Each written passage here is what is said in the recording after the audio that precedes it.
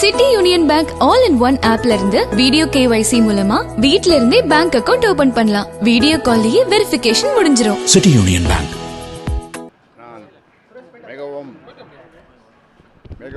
நான் மிகவும் ஆவப்படுகிறேன் உங்களை பார்த்து. ஏனென்றால் இந்த கடும் வெயிலில் அலைந்து நின்று காத்து கொண்டிருந்து செய்திகளை சேகரிக்கும் உங்களை பார்க்கும் பொழுது பரிதாபமாக இருக்கிறது. இங்கே இப்போ நான் சொல்வதற்கு முக்கியமான செய்திகள் ஏதுமில்லை. அது மட்டுமில்லை, நல்ல செய்திகள் உங்களுடைய வாழ்த்துக்களோடு விரைவில் வரும். அந்த நாளுக்காக நீங்களும் நானும் காத்திருக்கலாம். அது இன்னும் ஒரு வழக்கமாக வியாழக்கிழமை ஊடக நண்பர்களை, அதை உங்களைத்தான் நான் தோட்டத்திலே சந்திப்பது வழக்கம். இது வரைக்கும் ஒரு 35 வியாழக்கிழமை சந்தித்திருக்குது அயலாவரம் தோட்டத்திலே. நீங்கள் எங்கே போனாலும் துரத்துறீங்க, எங்கே போனாலும் துரத்துறீங்க. அதனால்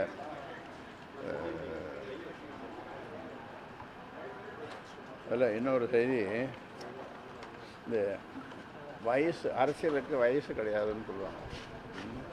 அரசியலுக்கு வயசு கிடையாது. கலைஞர் 94 வயசு வரைக்கும், 95 தெரியல, அவர் வயது கிடையாது.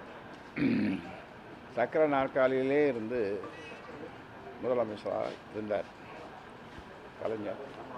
அதாவது உலக அளவில் பார்க்கும்போது மகாவீர், அதாவது மலேசியாவுடைய பிரதமராக மகாவீர் 92 வயசு, 92 வயசில், அதுவும் இந்த oldest elected head of government யாருன்னா மகாவீர்.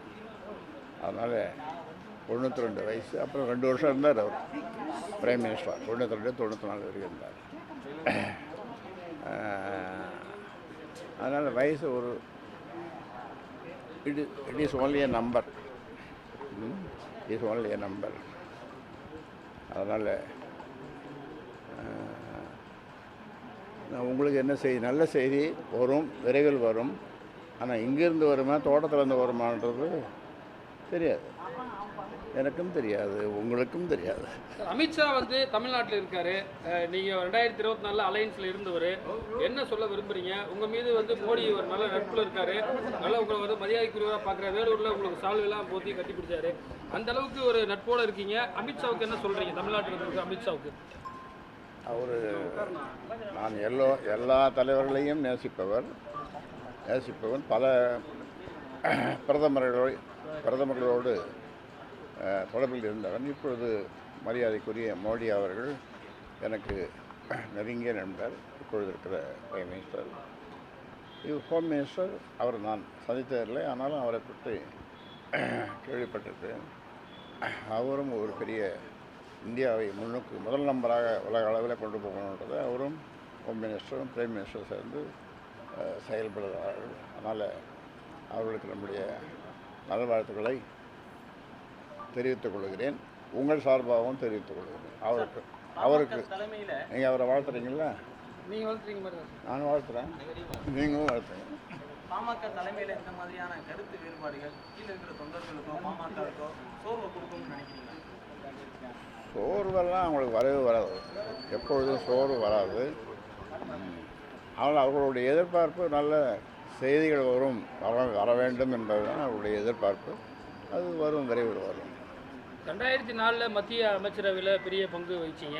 அதுக்கு பிறகு பெரிய அளவிலான ஒரு மத்திய அமைச்சரவைகளில் பாமகவுடைய பங்களிப்பு இல்லாமல் இருக்குது. அது 20 ஆண்டுகளாக இல்லை. அதுக்கு காரணம் நீங்கள்லாம் சரியாக ஓட்டு போடலாம். சரி, இந்த வயது ஒரு இண்டிகேஷன் சொல்கிறீங்க. மற்ற நாட்டு தலைவர்களுடைய வயதெல்லாம் நீங்கள் ஒரு சொல்கிறீங்க. இதன் மூலியமாக யாருக்கும் ஒரு மெசேஜை கன்வே பண்ண விரும்புகிறீங்க. என்ன மெசேஜ் சார் இது? நீங்கள் ஏதோ ஆகிட்டே குசுன்னு பேசி இந்த மாதிரி தெரிஞ்சது. 86 வயசு 87 வயசு வரப்போகுது ராமதாஸுக்கு.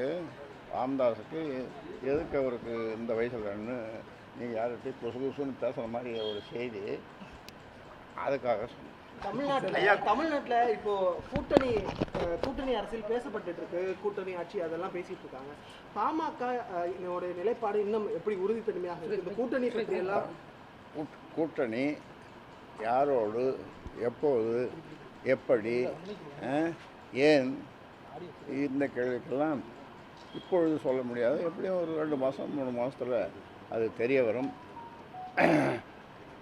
தெரிய வரும்போது நீங்களும் இருப்பீர்கள்.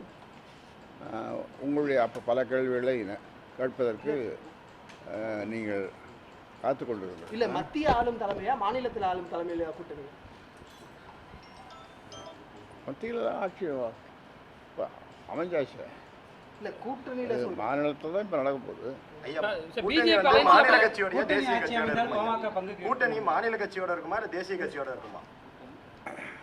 அது எப்படி ஒன்றாலும் இருக்கலாம். தொடர்ச்சியாக ஒன்றும் இல்லை, நீ ஒரு ஆலோசனை நீங்களே சொல்லுங்களேன் எப்படி இருக்கணும். உங்கள் ஆலோசனை கேட்டுக்கிறேன். சொல்ல மாட்டீங்களா? இல்லை ரகசியமா? சார், இப்போ விஜய் வந்து புதிதாக கட்சி துவங்கி இருக்கிறாரு. இப்போ தேர்தலை சந்திக்க போறாரு. வன்னியர்கள் வாக்குகளும் கணிசமா விஜய் பக்கம் போறதா ஒரு புள்ளி விவரங்கள் சொல்லுது, பல்வேறு புள்ளி விவரங்கள். உங்களுடைய கருத்து என்ன சார்? கட்சி யாருன்னா தொடங்கலாம். இப்போ அவர் தொடங்கியிருக்காரு. அவருக்கு நம்முடைய நல்வாழ்த்துக்களை சொல்கிறோம். அப்பொழுது சொன்னோம், இப்பொழுது சொல்கிறோம், நல்வாழ்த்துக்களை சொல்கிறோம். அவர் எந்த கூட்டணிக்கு போவார், அது எப்படின்றது எனக்கு ஜோசியம் தெரியாது. ஜோசியம்ன்ற ஒரு படிப்பு இருக்குதுன்னு தெரியாது. இருந்ததுன்னு நான் அப்போது படிச்சுட்டு இருப்பேன் டாக்டருக்கு பதிலாக. சார், 2006 18 எம்எல்ஏக்களோட ஒரு டிசைடிங் ஃபேக்டராக இருந்தது. கவர்மெண்ட்டில் தமிழ்நாட்டில் யார் ஆட்சி அமைக்கணும், உங்களோட சப்போர்ட்டாக தான் ஆட்சியை அமைக்க முடியுன்ற ஒரு சூழல் இருந்து, அதற்கு பிறகு கட்சியுடைய டிக்ரீசிங் லெவலில் இருக்குது, அதாவது இறங்கு வரிசையில் இருக்குதுன்னு சொல்லப்படுகிறது. அதை எப்படி நீங்கள் மீட்டு கொண்டு வர போகிறீங்க? இறங்கி வர்றதை ஏற்றணும், பலமாகணும் அப்படின்றது கட்சி தொண்டர்கள் எல்லாருடைய, மூத்தவர்கள் எல்லாருடைய விருப்பம். அது அந்த வேலை இப்போ நடந்துகிட்ருக்கு. பலமாகும். குடும்ப உறுப்பினர்கள்லாம் தொடர்ந்து இப்ப சந்திச்சுட்டு இருக்காங்க. முகுந்தனை சந்திச்சாரு, எல்லாரும் வந்திருக்காங்க. குடும்ப உறுப்பினர் பல டாக்டர்கிட்ட போகணும். அப்புறம் இன்னைக்கு வேற ஒரு டாக்டர், இன்னைக்கு சண்டே இல்லை, ஞாயிற்றுக்கிழமை, அதெல்லாம் பார்க்க முடியாது. இன்னொருத்தரை பார்க்கணும். டாக்டர் செங்குட்டுவேல் அவர் பார்க்கணும். உங்களுடைய நீண்டகால நண்பர் குருமூர்த்தி அவர்களை சென்னை வந்திருக்கீங்க, சென்னையில் எதுவும் சந்திச்சிங்களா? ஏதாவது சொன்னார், ஏதாவது பேசுனீங்களா? சந்திச்சோம். சென்னையில சந்திச்சிங்களா? சென்னையில்